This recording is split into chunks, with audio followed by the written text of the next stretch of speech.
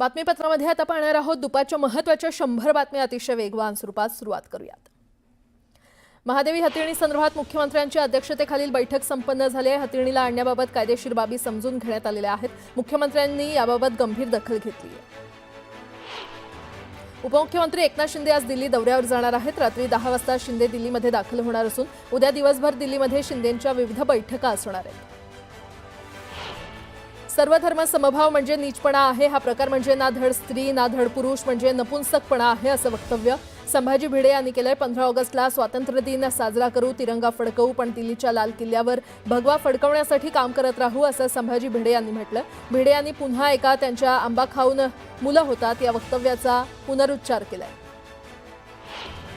दत्तात्रय भरणे यांनी कृषी मंत्रिपदाचा पदभार स्वीकारलाय। माणिकराव कोकाटेंवर करण्यात आलेल्या कारवाईनंतर दत्तात्रय भरणेंची कृषी मंत्रिपदी वर्णी करण्यात आली आहे। अजित पवार मुख्यमंत्री होईपर्यंत आता आपण गप्प बसायचं नाही, असं आवाहन हसन मुश्रीफ यांनी कार्यकर्त्यांना केलेलं आहे। सांगलीच्या आयोजित केलेल्या पक्षाच्या मेळाव्यात मुश्रीफ बोलत होते। धाराशिव जिल्ह्यातील शरद पवार गटाचे माजी आमदार राहुल मोटे आता शरद पवारांची साथ सोडणार आहेत। शरद मोटे अजित पवारांच्या राष्ट्रवादीमध्ये प्रवेश करणार आहेत, त्यामुळे ऐन निवडणुकांच्या तोंडावर पवार गटाला धाराशिवमध्ये धक्का बसणार आहे। गोट्या गीतेचे नवनवीन कारनामे समोर येत आहेत। गोट्या गीतेनं ईव्हीएम मशीनवर मतदान करताना स्वतःचा लाईव्ह व्हिडिओ काढून पोस्ट केला होता आणि त्यामुळे आदर्श आचारसंहिता आणि गोपनीयतेचा भंग झालाय। गोट्यासह त्याच्या अनेक मित्रांचाही या व्हिडिओमध्ये सहभाग आहे। अजित पवारांच्या सोलापूरच्या जिल्हाध्यक्षांचा नवा कारनामा समोर आलाय। उमेश पाटील आमदार नसतानाही त्यांनी त्यांच्या कारवर आमदाराचा लोगो लावला, त्यामुळे आता पोलीस यावर काही कारवाई करणार का याकडे सगळ्यांचं लक्ष लागलंय। पायाभूत सुविधांचे प्रकल्प वर्षानुवर्ष चालू न राहता ते प्रकल्प हाती घेतल्यानंतर 3 वर्षात पूर्णत्वास यायला हवेत, असे निर्देश मुख्यमंत्री देवेंद्र फडणवीस यांनी दिले। शेतकरी नेते रघुनाथ पाटील यांनी शेतकऱ्यांना अजब सल्ला दिलाय। सरकारी अधिकाऱ्यांची तक्रार वरिष्ठांकडे करू नका, हे अधिकारी फक्त मारायला भितात, त्यामुळे सरकारी अधिकाऱ्यांना मार द्या, असा सल्ला त्यांनी दिल्यानं खळबळ माजली आहे। शहापुरात भाजपचा कार्यकर्ता मेळावा आयोजित केला होता। कपिल पाटील यांच्या नेतृत्वाखाली घेण्यात आलेल्या मेळाव्यामध्ये शेकडो कार्यकर्त्यांनी हजेरी लावली। दौंड तालुक्यातील यवतमध्ये जमावबंदीचा आदेश काही प्रमाणात शिथिल करण्यात आलाय। सकाळी 6 ते सकाळी 11 वाजेपर्यंत यवतमधील जमावबंदीचा आदेश शिथिल केल्यानं बाजारपेठ खुली झाली आहे। छत्रपती संभाजीनगरमध्ये महापालिकेकडून अतिक्रमण हटवण्याची मोहीम सुरू आहे। कालपासून सुरू असलेली कारवाई आज पण सुरू राहणार आहे। पोलीस आणि नागरिकांमध्ये झालेल्या बाचाबाचीमुळे काल दोघांना ताब्यात घेण्यात आलं होतं आणि त्यामुळे आज कारवाई दरम्यान तणाव वाढण्याचा अंदाज आहे, त्यामुळे आज पोलीस बंदोबस्तात वाढ करण्याची शक्यता आहे।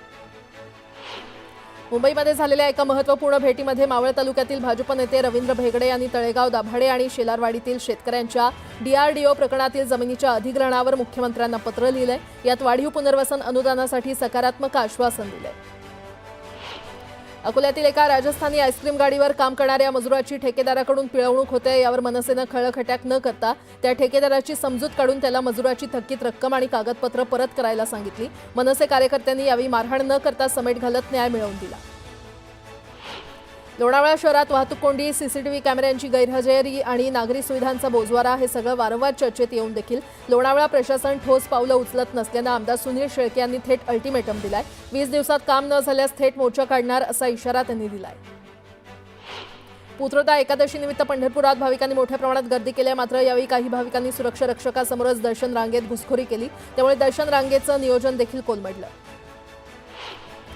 मुसाळ स्थानकातील रस्त्याचं काम सुरू असल्यानं तेथील मार्ग वाहतुकीसाठी बंद केलेला आहे, मात्र रिक्षा चालक कशालाच न जमता याच मार्गावरून प्रवास करतायत आणि त्यामुळे वाहतूक कोंडीची समस्या निर्माण होते। सोलापुरात डीजेच्या तालावर नाचताना एका तरुणाचा हृदयविकाराच्या झटक्यानं दुर्दैवी मृत्यू झालाय। या प्रकरणी पोलिसात आकस्मिक मृत्यूची नोंद करण्यात आली आहे। रत्नागिरी जिल्ह्यातील दापोली तालुक्यातील लाडघर इथे एक दुर्दैवी घटना घडली आहे। विजेचा जोरदार धक्का लागल्याने एका व्यक्तीचा मृत्यू झालाय। लाईटच्या पोलवर काम करत असताना हा अपघात झाला। या घटनेमुळे हळहळ व्यक्त केली जाते। नाशिकमधील जय भवानी रोडवर एका बिबट्याचं दर्शन झालं, त्यामुळे नागरिकांमध्ये दहशतीचं वातावरण पसरलंय। तातडीनं पिंजरा लावून बिबट्याला जेरबंद करावं अशी मागणी नागरिकांकडून करण्यात येते।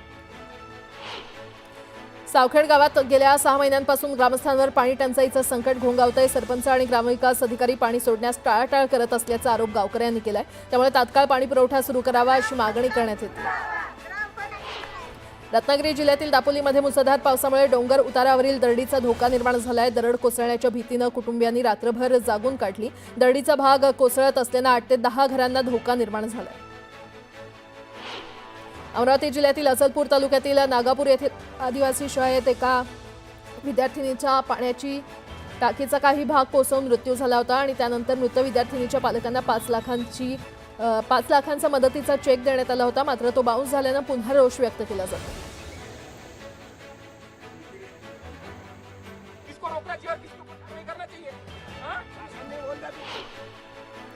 जळगाव शहरासह जिल्ह्यात गेल्या काही दिवसांपासून पावसानं दडी मारल्यानं तापमानात वाढ झालेली आहे। तापमानाचा पारा 33 अंशांवर गेल्यानं उकाडा वाढलाय। यंदाच्या खरीप हंगामातील पेरणीच्या आकडेवारीनुसार यंदाच्या खरीप हंगामात सिल्लोड तालुक्यात मक्याचं तब्बल 10,000 हेक्टर क्षेत्र वाढलेलं आहे। सोयाबीन, कापूस आणि कडधान्यांच्या तुलनेमध्ये यंदा मक्यानं चांगला परतावा दिलाय। जायकवाडी धरणाच्या पाणलोट क्षेत्रासह वरच्या धरणातून होणारी पाण्याची आवक बंद झाल्यानं धरणाचे सर्व 8 दरवाजे बंद करण्यात आलेले आहेत। गेल्या 4 दिवसात धरणातून गोदावरी नदीपात्रात जवळपास 2 टीएमसी पाणी सोडण्यात आलंय। चोपडा तालुक्यामध्ये पावसानं पाठ फिरवलंय। पाऊसच न पडल्यानं शेतातील पिकांची वाढ खुंटलेली आहे आणि त्यामुळे शेतकरी हताश झालाय। आता तरी दमदार पाऊस पडावा असं साकडं बळीराजानं वरुण राजाला घातलेलं आहे। पुण्यातील नांदेड सिटी भागात पालिकेच्या जायका प्रकल्पाचं काम सुरू होतं आणि यावेळी मातीचा ढिगारा अंगावर पडल्यानं 4 कामगार ढिगाऱ्याखाली अडकले होते। त्यातील 3घांना वाचवण्यात यश आलं असून एकाचा दुर्दैवी मृत्यू झालाय। मुलुंडमध्ये चोरीला गेलेल्या जवळपास 1.52 कोटींचा मुद्देमाल पोलिसांनी हस्तगत केलाय। चोरीला गेलेला मुद्देमाल त्यांच्या मूळ मालकांना परत देण्यात आलाय। शहापुरात गुरांना गुंगीचं औषध देऊन त्यांची तस्करी करण्यात आली आणि त्यानंतर त्यांची अज्ञात ठिकाणी नेऊन कत्तल केल्याचा धक्कादायक प्रकार उघडकीस आलेला आहे। गुरांना चोरून नेतानाची घटना सीसीटीव्हीमध्ये कैद झाली आहे। पुण्यातील विमाननगरमधील पबमध्ये गुन्हेगारांची डीजे पार्टी मोठ्या थाटात पार पडली। यावेळी या गुंडांनी पार्टीचा व्हिडिओ देखील सोशल मीडियावर टाकत दहशत माजवण्याचा प्रयत्न केला आणि त्यामुळे नागरिकांमध्ये भीतीचं वातावरण आहे। सोलापुरात चोरी केलेलं सोनं विकायला आलेल्या दोघांना पोलिसांनी अटक केली आहे। या दोन्ही चोरट्यांकडून एकूण 2 लाखांचा मुद्देमाल हस्तगत करण्यात आलाय। पोलीस भरतीपूर्व प्रशिक्षण केंद्र चालवणाऱ्या एका अकॅडमीच्या प्रशिक्षकानं त्याच्याकडे शिकणाऱ्या एका तरुणीकडे शरीर सुखाची मागणी केली आणि तिच्या मित्राला जातीवाचक शिवीगाळ केली। या प्रकरणी पोलिसांनी गुन्हा दाखल करत प्रशिक्षकाला अटक केली आहे। धाराशिवच्या वैद्यकीय महाविद्यालयातील धक्कादायक प्रकार समोर आलाय। डॉक्टरच्या गळ्यावर शस्त्र ठेवत त्याला जीवे मारण्याचा प्रयत्न करण्यात आला। संबंधित व्यक्ती रुग्णालयातील कंत्राटी कर्मचारी असल्याचं समोर आल्यानंतर त्याचं निलंबन करण्यात आलंय। बुलढाण्यामध्ये 2 जण हातात शस्त्र घेऊन आपल्या दुचाकीवर फिरत रील बनवत होते आणि हा रील व्हायरल झाल्यानंतर पोलिसांनी या दोघांनाही ताब्यात घेतलं। पुण्यातील हडपसर परिसरात पुन्हा एकदा कोयता गँगचा धुडगूस पाहायला मिळालाय। हडपसरमधील 17.5 नळी येथे टोळक्याकडून वाहनांसह दुकानांची तोडफोड करण्यात आली। हातात कोयते घेऊन परिसरात दहशत माजवणाऱ्यांचा पोलिसांकडून शोध घेतला जातोय। जळगाव एमआयडीसी मधील बॅटरी कंपनीतून धातूच्या प्लेट्स चोरी करणाऱ्या चोरट्यांना पोलिसांनी अटक केली आहे। या चोरट्यांकडून पोलिसांनी 327 किलो वजनाच्या धातूच्या प्लेट्ससह चोरीसाठी वापरलेली रिक्षा देखील पोलिसांनी जप्त केली आहे।